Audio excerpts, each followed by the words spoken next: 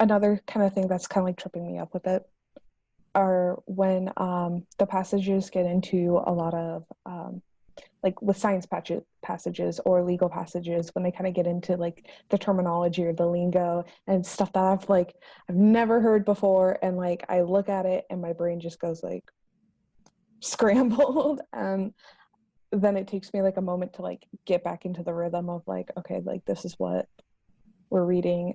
But like I've found that in the questions and everything, you don't really have to understand what they're talking about with like those specific terms. I kind of wanted to ask if Yeah. you had any advice on that as well.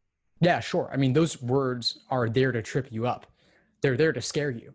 And the problem is that attorneys often have to navigate areas they're not familiar with. Like, let's say you're a patent attorney, you're not a science expert, you're just a lawyer who happens to focus in that niche. But most science terminology is not going to be familiar to anyone other than scientists. So what you've got to get comfortable with is finding where they define that keyword or phrase in context, and then dumb it down for yourself by substituting that constantly.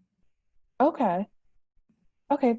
That's a good idea. Like that's actually really good, because like half the time when I come across those terms, I'll just kind of go like in my head, I'll kind of just go like whatchamacallit, or like that's the the thingamajig, and then I'll come back to it. But like, Yeah, and you could do it that way, different... but here's another idea. You could also simplify it actually using some of the content. So, for example, I remember one passage where there are two political advocacy groups.